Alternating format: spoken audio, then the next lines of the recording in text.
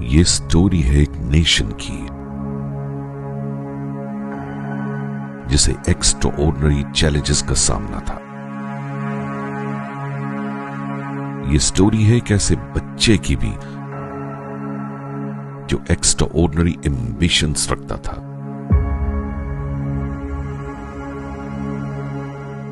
یہ سٹوری ہے جدوجہد کی،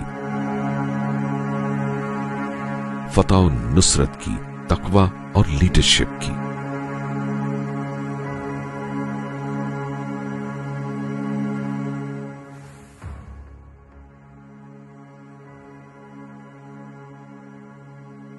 یہ کہانی شروع ہوتی ہے راولپنڈی کے ایک علاقے ڈھیری حسن آباد سے اور ایک مڈل کلاس گھرانے سے جس کا سربراہ فجر سے طلوع سحر تک عبادت میں محو رہتا تھا، جس کا بیٹا ہر بچے کی طرح پتنگ بازی سے لے کر گلی ڈنڈے جیسے مشاغل میں تو مصروف تھا ہی، لیکن کسے معلوم تھا کہ قدرت نے اس سے ایک اور بڑا کام لینا تھا.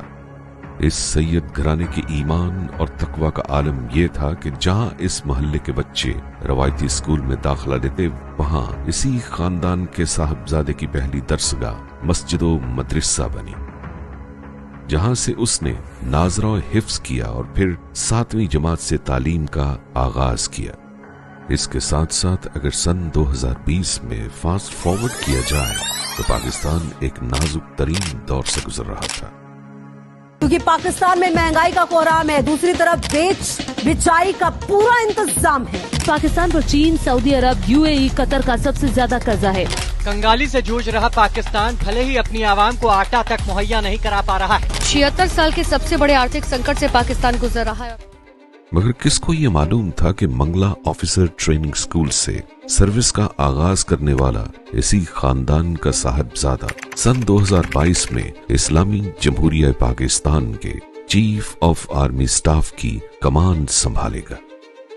یہاں پر جناب سٹوری نے ایک دلچسپ ٹوسٹ لے لیا، جہاں پر پاکستان معاشی بدحالی، سیاسی عدم استحکام، خطرناک موڑ پر آتے ہوئے انٹرنیشنل ریلیشنز اینڈ عوام اور اداروں کے بیچ میں پنپتی ہوئی نفرت کا شکار تھا. تب بھی جنرل حافظ سید عاصم منیر کی صورت میں اس ملک کو ایک ایسا لیڈر ملا جو بطور آرمی چیف ایک منفرد اپروچ رکھتا ہے، ایک ایسا آرمی چیف جس نے سویلین اداروں کو آٹونومی، کانفیڈنس دینے کے ساتھ ساتھ ملٹری اداروں کا مورال بھی ریسٹور کیا، جس نے کمانڈ لیتے ساتھ ہی پاکستان کے بین الاقوامی تعلقات کو بحال بھی کیا.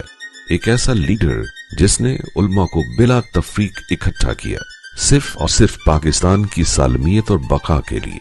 جنرل سید عاصم منیر نے کمانڈ لیتے ساتھ ہی پاکستان کے خلاف جھوٹا پروپیگنڈا اور ایسپیوناج پیدا کرنے والے نان اسٹیٹ ایکٹر کو ایک منہ توڑ جواب دیا، یہاں تک کہ دشمن ملک بھی تعریف کرنے پر مجبور ہو گیا.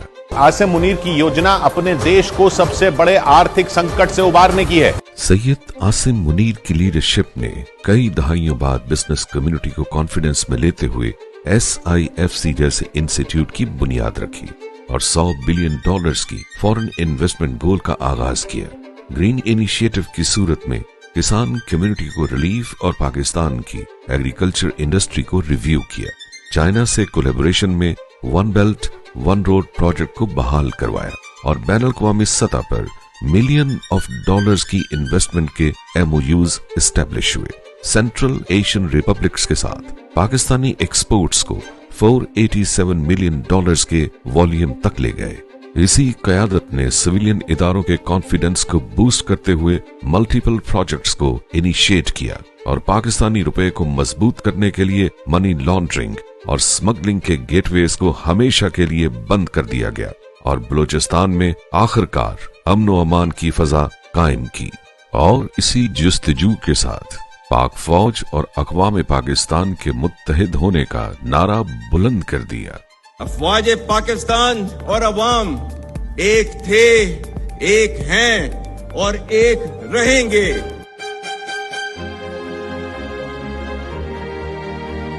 چین و عرب ہمارا، ہندوستان ہمارا، مسلم ہے ہم، وطن ہے سارا جہاں ہمارا. توحید کی امانت سینوں میں ہے ہمارے، آسان نہیں مٹانا नामो निशा हमारा, दुनिया के बुतकदों में पहला वो घर खुदा का, हम उसके पासबां हैं, वो पासबां हमारा।